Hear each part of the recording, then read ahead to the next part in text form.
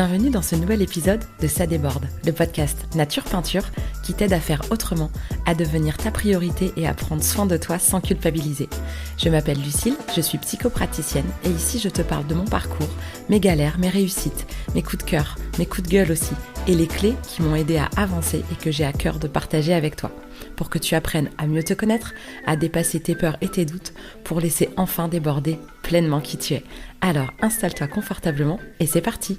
Bonne écoute. Hey, coucou. Aujourd'hui, je suis contente de te retrouver comme tous les vendredis et j'ai envie de te raconter un peu ce que j'ai traversé ces 2 dernières semaines. Parce que c'est un espèce de condensé hyper intense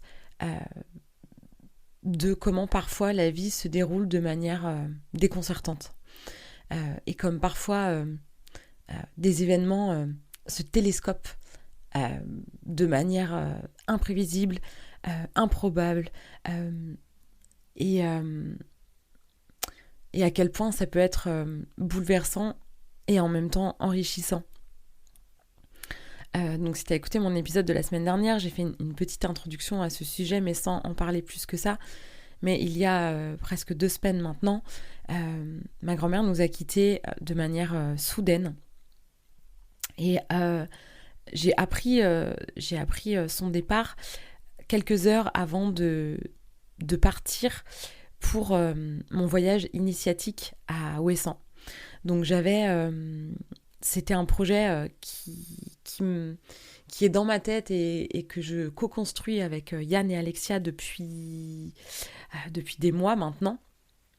On a imaginé, conçu, on a vraiment imaginé un cheminement à la fois collectif pour chacun des participants et participantes et aussi individuel, collectif, voilà, chacun son chemin et en même temps le chemin qu'on allait pouvoir faire tous ensemble, ou en tout cas l'intention qu'on a envie de poser pour ce stage. Ça a occasionné des journées entières où on s'est retrouvés avec Yann et Alexia et où on a pu parler de nos travails, mais aussi finalement de nos vies perso. Parce que la vie, en réalité, c'est toujours un savant mélange de tout ça. Les fils sont constamment emmêlés, ou en tout cas, le côté emmêlé a peut-être un petit côté un peu péjoratif de nœuds et de choses qui coincent, mais moi j'ai un peu l'image là d'une pelote qui serait constituée de différents fils.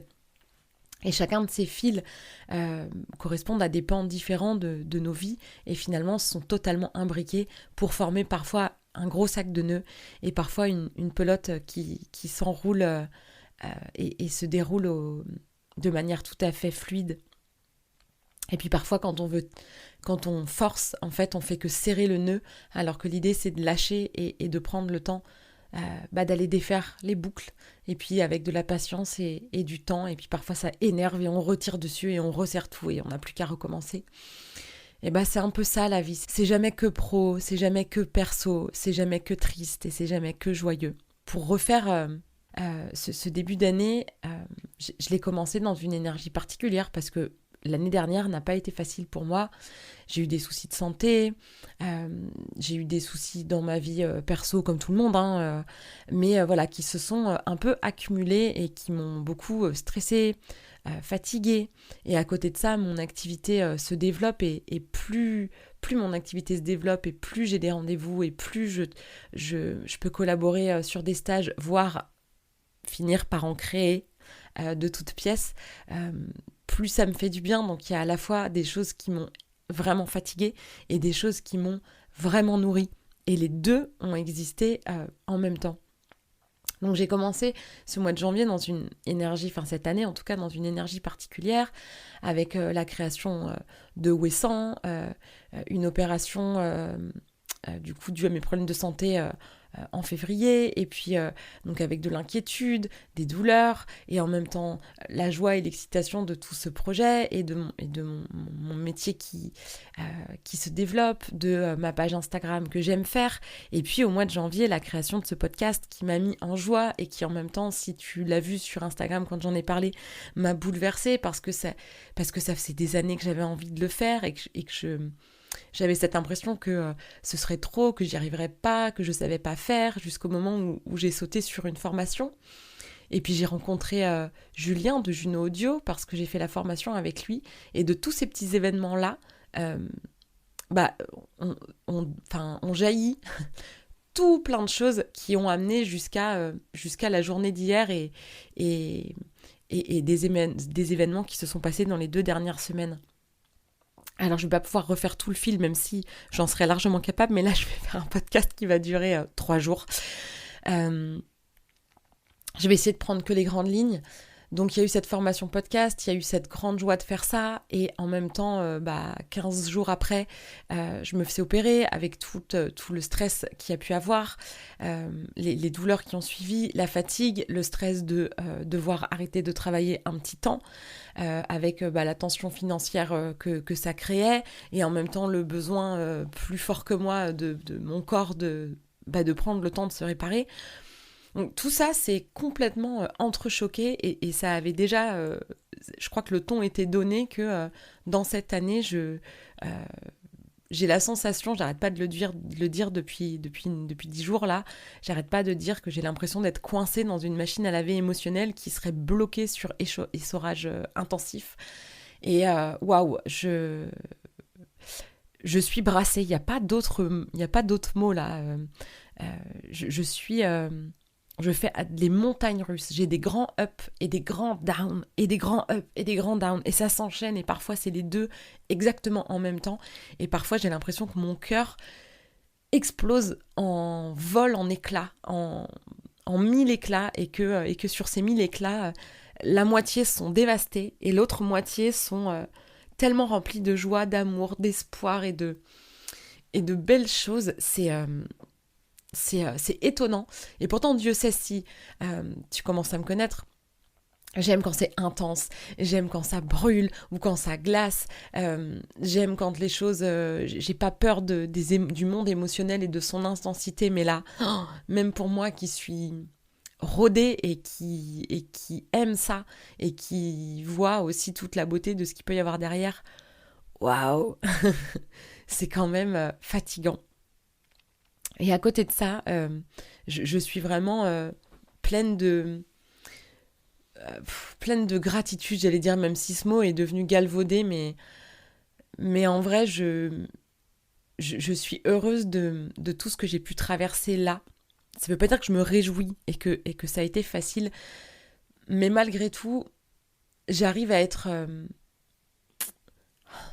j'arrive même pas à trouver le mot exact, mais je pense que tu as senti. Parfois, il n'y a pas besoin de dire le mot, mais dans l'énergie, ça se sent. Et je suis sûre que tu auras compris dans ce silence ce que j'avais envie de dire.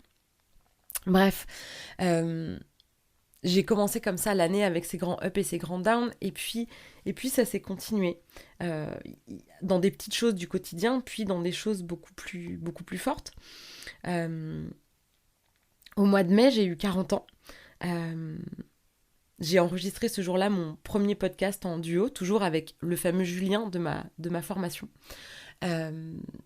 qui est un gars vraiment, vraiment super, avec qui j'ai eu l'occasion au mois d'avril de faire une journée de coaching. Et dans cette journée de coaching, j'ai rencontré 5 nanas, enfin non 4, puisque j'y suis allée avec une amie. J'ai rencontré 4 autres nanas. Et il y en a 3 avec qui j'ai un lien particulier aujourd'hui, et dont une chez qui on était hier avec ma copine Anne-Laure, avec qui on a fait ce coaching. On est allé donc chez Orlan, dans son salon de thé à Quimperlé, où elle a organisé un atelier d'aquarelle. Et c'était un moment hyper apaisant, dont je pense on avait besoin toutes les deux. Parce que moi, avec le départ tout frais de ma grand-mère, qui a été suivi 10 jours après par le départ de mon chat, alors loin de moi l'idée de comparer un animal à un humain, de comparer mon chat à ma grand-mère, mais malgré tout, si tu as un animal, tu sais que ce sont des petits êtres qui prennent beaucoup de place dans nos vies, dans notre quotidien, dans nos cœurs, et sa présence nous manque à tous terriblement aussi. quand je travaillais à la maison, il passait ses journées en fait dans le cabinet à faire des ronrons sur les genoux de mes clientes et de mes clients. Et même les clients qui ont été accompagnés à la maison ont eu un petit pincement au cœur quand ils ont su que Napoléon n'était plus.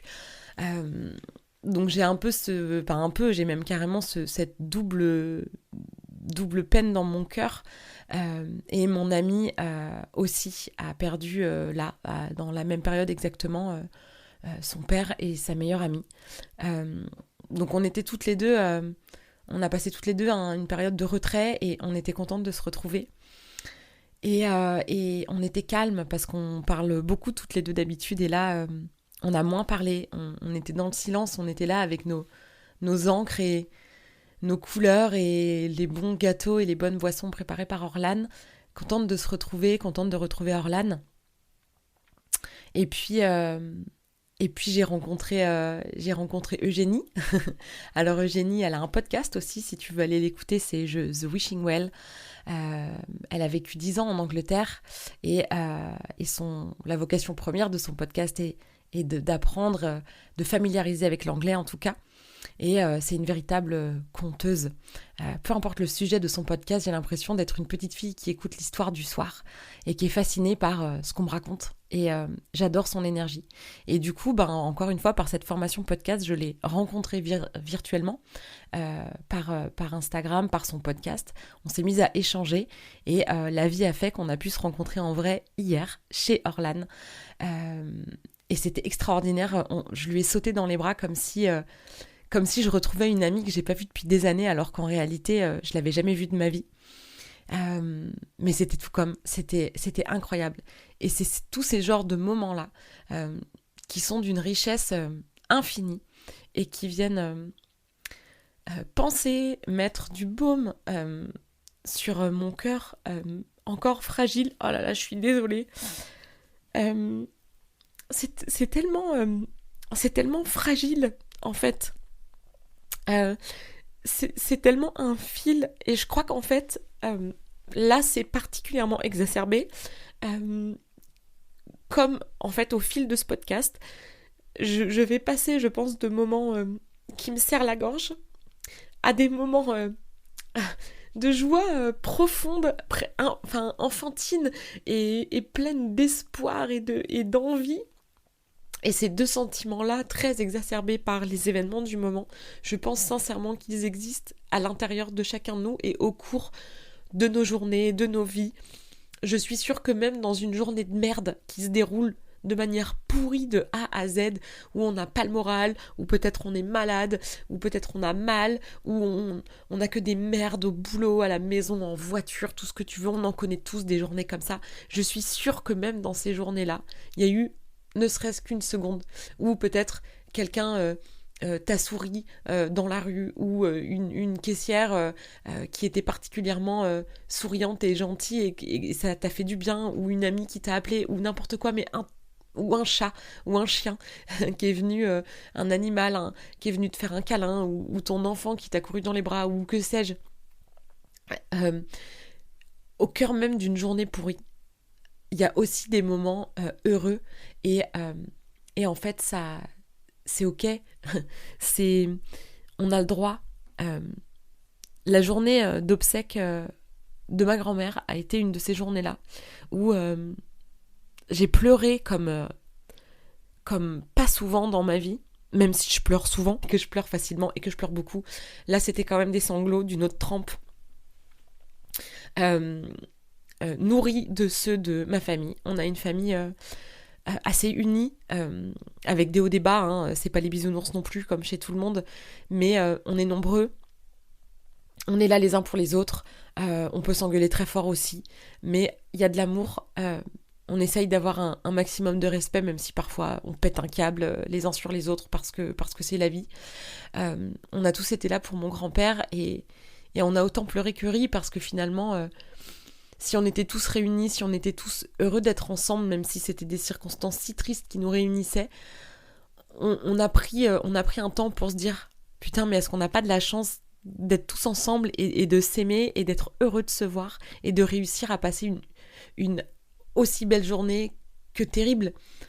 Disons que la première moitié de la journée jusqu'en milieu d'après-midi, ça a été les obsèques, les pleurs, la difficulté de chacun de dire au revoir, voilà, de revenir dans la maison, d'avoir des souvenirs et en même temps de rire parce que ma grand-mère c'était un sacré personnage quand même et qu'elle nous fera encore rire longtemps avec tous les souvenirs qu'on peut avoir et du coup forcément en se remémorant les choses qui ont pu nous marquer, on a ri, mais qu'est-ce qu'on a ri. Elle était tellement extraordinaire et tout comme l'est mon grand-père, ils étaient un couple extraordinaire et ils ont engendré toute cette famille-là. Et puis on a profité, on a été au restaurant entre cousins et mes frères et sœurs et on était heureux d'être ensemble et finalement on a célébré la vie et sa mémoire et tout l'amour qu'elle nous a transmis et qui nous quittera jamais. Alors c'était très beau et en même temps c'était tellement triste. Et on a fini cette journée sur la terrasse en plein soleil. Si tu habites en Bretagne ou globalement dans le nord de la France, dans la moitié nord de la France, tu le sais que les journées de soleil se comptent sur les doigts de la main depuis le mois de juin dernier. Donc c'était une de ces journées de soleil, enfin d'après-midi, parce il a tellement plu aux obsèques de ma grand-mère. Même le ciel pleurait, je crois. Et l'après-midi, il faisait beau et on était sur cette terrasse, sur une digue, sur la plage, vue mer, soleil, une bière, les cousins, ma mère, mon père, mes frères, sœurs, cousins, oncles, tantes qui se sont relayés en fait autour de cette table où on a bu un verre en pensant à ma grand-mère. C'était une journée, c'est ce qu'on a dit quand on s'est quitté ce soir-là, tous on a dit, quelle drôle de journée. Quelle drôle de journée, vraiment. Et j'ai envie de dire quelle drôle de vie, parce que je crois que la vie, fondamentalement, c'est ça. Alors il y a des périodes où c'est comme si c'était du concentré. Tu vois, la différence entre du lait, un verre de lait frais qui va te désaltérer et te faire du bien, et une brique, si tu es comme moi, grosso modo quarantenaire, tu dois avoir connu les petites briques de lait concentré en forme de berlingot avec tic et tac dessus, qui auraient pu nous coller du diabète rien qu'à l'ouvrir, et qu'on sirotait comme ça jusqu'à la dernière miette de lait concentré archi sucré. Mais qu'est-ce que c'était bon. Et voilà, on parle de lait, mais il y en a un qui est du lait frais et l'autre qui est du lait concentré archi sucré. Et c'est la même chose, mais pas condensé de la même manière. Et j'ai la sensation cette semaine et la semaine dernière, ces 15 derniers jours, d'avoir vécu un condensé comme ça, ou sur certaines journées, un condensé incroyable de tout ce qui fait la vie finalement. Et un autre exemple, c'est qu'au moment où le vétérinaire était chez moi et m'annonçait que c'était vraiment la fin, qu'il n'y avait plus rien à faire pour Napoléon, mon téléphone sonnait et j'avais une super bonne nouvelle par rapport à mon projet de caravane. J'en dis encore que quelques mots, j'en parlerai plutôt là, dès ce week-end, là je vais en parler un peu plus, mais voilà, j'ai le projet de retaper une caravane pour en faire un cabinet, pour avoir un autre lieu que la pièce chez moi, pour pouvoir aussi travailler quand mes enfants sont là. Et j'ai monté tout un projet avec une plateforme de financement participative, Kengo, pour ceux qui sont en Bretagne connaissent sûrement. C'est une plateforme bretonne qui soutient des projets en Bretagne. Et mon projet a été retenu.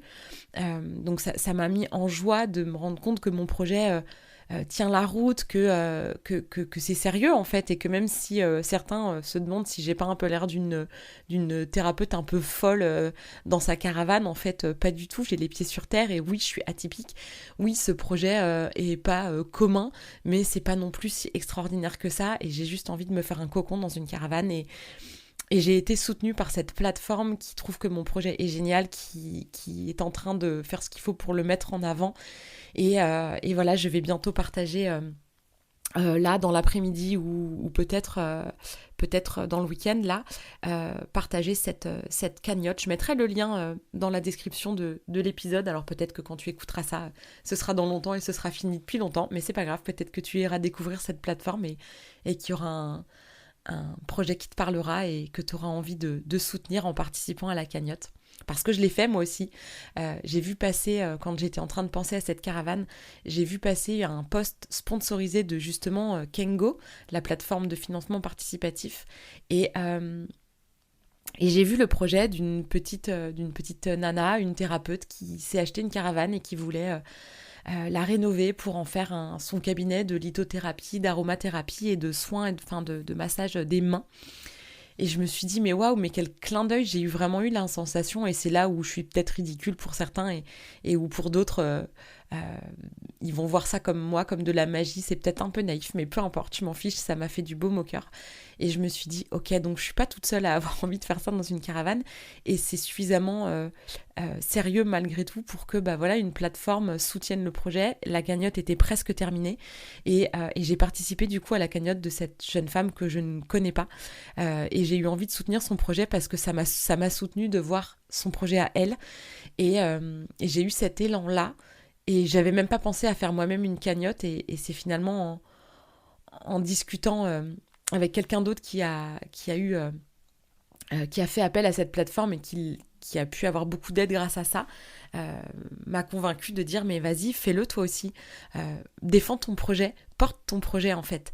Et c'est ce que j'ai fait. Et du coup, parce que je n'ai pas perdu le fil, à la minute, à la seconde même, j'ai envie de te dire, où le vétérinaire était en train de me dire que c'était terminé pour mon chat, mon téléphone a sonné, et c'était cette plateforme pour me dire, on a checké ton projet, tout est bon, go, on lance la campagne. Et dans une même seconde, j'ai eu une grande joie et un effondrement abyssal sur un cœur qui était déjà fragilisé. Et tout ça, c'est encore télescopé. J'ai l'image de deux trucs de couleurs qui se rencontrent là, et pow, qui font comme une explosion comme ça. Je sais pas si tu auras l'image quand je le dis, mais de ces deux trucs totalement diamétralement opposés qui s'entrechoquent et qui m'explosent au visage en me mettant autant de noir que de blanc en fait, partout, autant de lumière que d'ombre, et c'est complètement fou, ce chaos en fait, mélangé de blanc et de noir, dans lequel je patauge ces derniers temps. Donc peut-être que, sûrement même, ce podcast est brouillon. Peut-être qu'en même temps, tu as aussi, malgré tout, suivi le fil. C'était pas toujours très chronologique, mais voilà, en gros, le résumé de toutes les rencontres. J'ai fait un post lundi, justement, à la suite de mon atelier. Si tu as envie d'aller... je mettrai peut-être le lien de ce post en bas du podcast, parce que j'ai fait un peu un résumé de cette journée incroyable que j'ai vécue hier, où j'ai fait une rencontre incroyable, où j'ai retrouvé une amie, où j'ai retrouvé une jeune femme avec qui j'ai passé une journée de coaching incroyable, et que j'étais très contente de revoir. J'ai aussi dans cette journée pu voir et échanger avec Julien de la formation, et c'est comme si à un moment donné, plein d'électrons, plein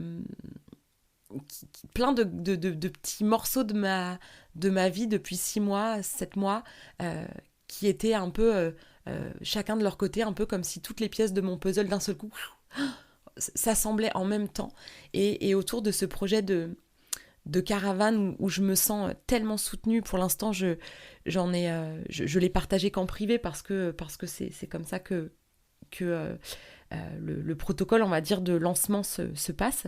Et j'ai déjà reçu, en ayant parlé très peu finalement, j'ai déjà reçu tellement de soutien, que ce soit du soutien moral, des encouragements, de la joie pour moi, mais aussi des contributions à ma cagnotte. Et je sens surtout la joie j'arrive même plus à parler. Je sens avec quelle joie et à quel point c'est avec la main sur le cœur que toutes ces personnes qui m'entourent et me soutiennent, qu'elles me connaissent de près ou de pas si près, hein, d'ailleurs, me soutiennent, chacun à leur manière. Waouh, je suis tellement reconnaissante de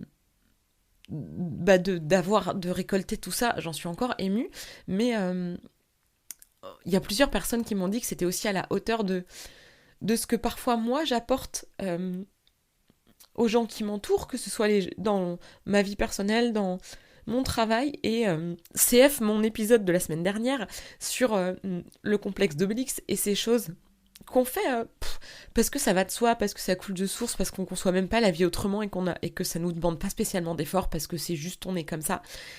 Et en fait, parmi mes complexes d'Obélix, il y a cette capacité à créer du lien, mais du vrai lien, du lien où je suis sincèrement liée aux gens, même si j'ai passé qu'une journée, même si l'histoire de la personne m'a touchée, peut-être parfois c'est que virtuel, enfin c'est pas peut-être, c'est j'ai aussi des gens avec qui je peux échanger par rapport à ma page Instagram, que je vais rencontrer comme ça, avec qui je vais avoir des liens qui restent virtuels, mais qui malgré tout comptent.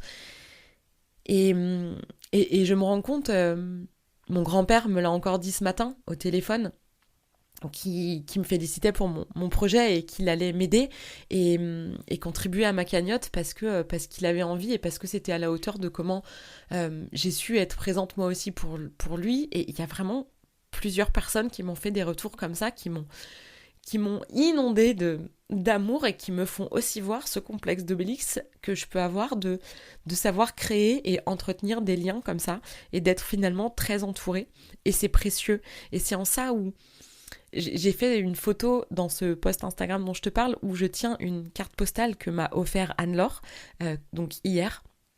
Je l'avais pas vue depuis mon anniversaire et je dis tout le temps putain, ça tu l'auras bien remarqué, et entre autres gros mots, mais putain étant mon favori.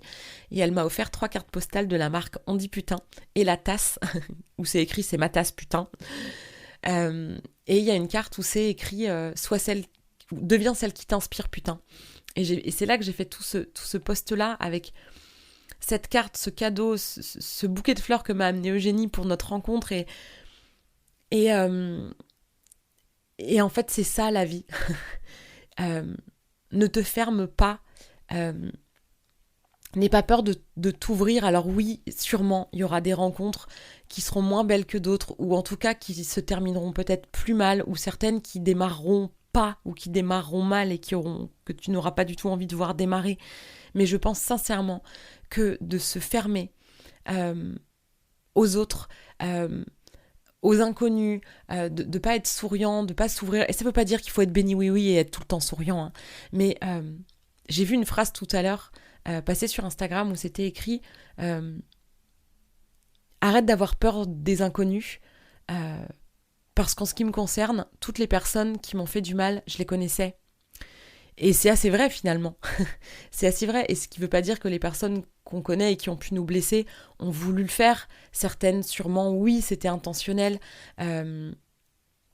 Mais ça veut pas dire que l'idée c'est de nier que parfois ça se passe pas bien. Mais c'est juste de pas se fermer parce que parfois en se fermant, on passe à côté de super rencontres et de super moments. Et même si c'est pas des moments qui sont voués à durer, et même si c'est pas des amitiés qui vont durer à la vie, à la mort, si pendant quelques temps, il y a un écho avec une personne, que c'est virtuel ou que c'est pas pendant longtemps, mais qu'en tout cas il y a quelque chose qui se passe et qui fait du baume au cœur, ou que toi tu peux être la personne qui apporte du baume sur le cœur de quelqu'un d'autre, aie cette générosité-là et cette confiance de t'ouvrir parce que ça t'enrichira quoi qu'il arrive. Bon, c'est un petit peu brouillon quand même malgré tout comme épisode. Je vois le temps qui défile, déjà 28 minutes. Donc je vais conclure tranquillement cet épisode où je crois que j'avais besoin de parler de tout ce que j'ai traversé ces derniers temps, de tous ces bouleversements. Et quand je vous accompagne, tous autant que vous êtes, que ce soit directement dans des rendez-vous ou indirectement parce que peut-être tu me suis dans mes podcasts ou sur Instagram et que parfois ce que je vais poster ou ce que je vais dire va t'accompagner d'une manière ou d'une autre. Sache que si je peux t'accompagner, si je comprends ce que tu traverses, si j'arrive à te redonner confiance, si j'arrive à t'apprendre à être plus indulgent avec toi et avec la manière dont tu traverses tout ça, c'est aussi parce que je le traverse, parce que je l'ai beaucoup traversé et que je le traverse encore beaucoup et que moi-même je suis accompagnée, entourée et que c'est vraiment des choses qui font du bien. Et parfois, juste une pauvre phrase croisée sur Instagram peut te faire du bien parce que ça va être la phrase que tu avais juste besoin d'entendre. Alors ne te ferme pas, ouvre-toi et autorise-toi à être ta propre source d'inspiration et à montrer, à oser déborder justement tout ce que tu es pour que les gens puissent te connaître tel que tu es à l'intérieur, avec tes forces, tes faiblesses, tes points forts, tes points faibles, tes grandes qualités, tes grands défauts aussi, mais en tout cas que ça puisse être entier, pas parfait, et que ça puisse t'enrichir et enrichir le monde qui t'entoure. Donc sur cet épisode un peu particulier, mais qui en même temps est très symbolique pour plein de raisons, parce que j'ai eu comme le besoin de faire un peu un bilan de tout ce que j'ai traversé, et ce qui me fait sourire, c'est que cet épisode qui porte le numéro 19, mais qui en réalité est le numéro 20, puisqu'il y a un épisode 00, donc c'est le 20e enregistrement que je mets en ligne aujourd'hui. Et il y a une statistique qui dit qu'il n'y a que 1% des podcasts lancés qui atteignent les 20 épisodes. Donc je suis extrêmement fière d'avoir tenu sans discontinuer depuis toutes ces semaines, à part la semaine du décès de ma grand-mère où il n'y a pas eu de podcast, mais sinon, toutes les semaines, depuis fin janvier, je suis fidèle au poste et au rendez-vous avec beaucoup de joie, de persévérance, et je suis hyper contente d'en être là, et j'avais pas réalisé, j'ai appris ça il y a pas longtemps en fait, cette statistique, et j'avais pas réalisé qu'il y avait là encore quelque chose d'un peu exceptionnel. Alors non, je suis pas non plus une star du podcast, c'est pas ce que je veux dire, mais disons que 1% de tous les podcasts qui se lancent, ça reste à la marge finalement d'atteindre ce 20e épisode, et je suis très fière d'avoir cette persévérance-là. Il aura fallu 3 ans pour que je me lance, je suis lente au démarrage, mais une fois que je suis lancée, je suis très persévérante, en bon taureau que je suis. C'est la définition même du taureau que d'être lent, mais persévérant. Donc je vous remercie aussi tous d'avoir été à mes côtés pendant ces nombreuses semaines, pendant ces 20 semaines du coup, d'écouter fidèlement ou peut-être de découvrir ce podcast, et si je peux t'apporter parfois une petite phrase, un petit quelque chose, un réconfort ou te faire sourire, sache que j'en suis ravie. Je suis vraiment très touchée par les retours que j'ai sur ce podcast, et c'est précieux de savoir que parfois ces mots vont rester là enregistrés et qu'ils seront entendus au moment juste pour chaque personne qui écoutera, peut-être demain, peut-être dans une semaine, peut-être dans un an. Je trouve que ça contribue à la magie de la vie. Donc encore une fois, merci. Je te souhaite de passer une belle journée ou soirée ou nuit selon le moment où tu écoutes ce podcast, et je te dis à très bientôt. Si cet épisode t'a plu, tu peux laisser un commentaire, noter avec tout plein d'étoiles ou encore t'abonner pour ne pas rater les prochains. Tu peux aussi partager cet épisode pour que d'autres personnes osent laisser déborder qui elles sont vraiment. Et si tu veux en savoir plus sur ma manière de travailler, mes outils et les accompagnements que je propose, rendez-vous sur ma page Instagram L'Oreille et la Plume ou sur mon site internet. Merci beaucoup de ton écoute et de ton soutien. Passe une belle journée ou une belle soirée, et on se retrouve bientôt.